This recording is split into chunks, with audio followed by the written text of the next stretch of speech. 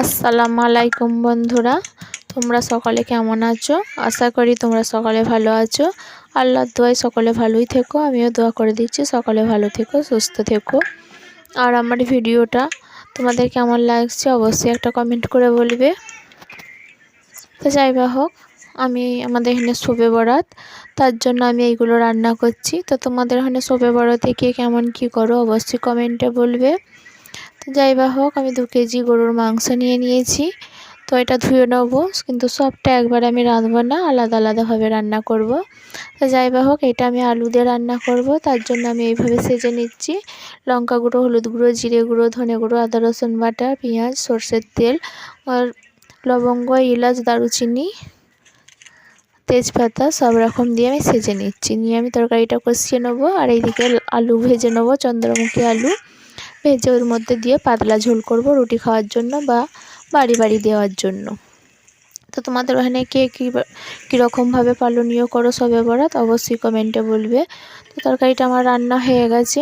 তরকারিটা কষিয়ে আমি আলুগুলো দিয়ে ঝোল দিয়ে দিয়েছি।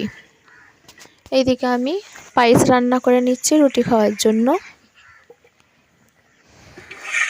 তো আমি আর এক রকম গোশ নিয়ে নিচ্ছি আর একটা হাঁড়িতে, সেটা কষা কষা করব বাড়িতে ভাত খাওয়ার জন্য। তো এই একইভাবে আমি মশলা মেখে রান্নাটা করব, তাই দ্বিতীয়বার আর দেখাচ্ছি না। তো রান্নাটা আমার সেজে নিয়ে আমি চাপিয়ে দিয়েছি, আমার কষানো হয়ে গেছে। তো তরকারিগুলো আমার কেমন হয়েছে অবশ্যই একটা কমেন্টে বলবে। আমার রান্না তোমাদের কেমন লাগছে অবশ্যই বলবে। আর আমার ভিডিও কেমন লাগছে সেটাও অবশ্যই কমেন্টে বলবে। তো যাই বা হোক, এইদিকে আমার শাশুড়ি আর একটা হালুয়া করার জন্য আমি সুজি কড়াইয়েতে সাদা তেল দিয়ে ভেজে নিচ্ছি। ওর মধ্যে গরম মশলা, তেজপাতা দিয়ে দিচ্ছি। দিয়ে এটা পানি দিয়ে একেবারে শুকনো শুকনো করে রান্নাটা করে নেবো। শুকনো শুকনো করতে হবে, হালকা মাখা মাখা, না হলে কিন্তু হালুয়াটা পিস হবে না। তাই একটু শুকনো শুকনো করার চেষ্টা করবে। তো আলাদা করে যদি দেখতে চাও, যদি বুঝতে না পারো আমায় কমেন্টে বলবে, আমি আলাদাভাবে দেখাবো। এইদিকে আমি ছোলার ডাল নিয়ে নিয়েছি। ছোলার ডালগুলো আমি ভিজিয়ে নেবো হালুয়া করার জন্য। তো এইগুলো কড়াইয়ে সেদ্ধ করে নেবো সুজির মতন, একইভাবে শুকনো শুকনো করে নামিয়ে নেবো ভেজে, দিয়ে হালুয়ার পিস করে নেবো। তো এইদিকে আমি গরুর ভুঁড়ি নিয়েছি, গরুর ভুঁড়িটাও জাল দিয়ে নেবো। আমার শাশুড়ি পরিষ্কার করে দিয়েছে, নুন হলদিতে আমি জাল দিয়ে নেবো।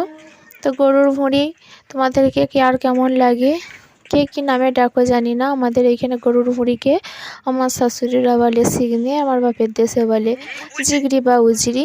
তো অনেক দেশে অনেক রকম নাম, তোমাদের দেশে কী নাম তোমরা অবশ্যই বলবে, আর কোথা থেকে বলছো সেটাও বলবে।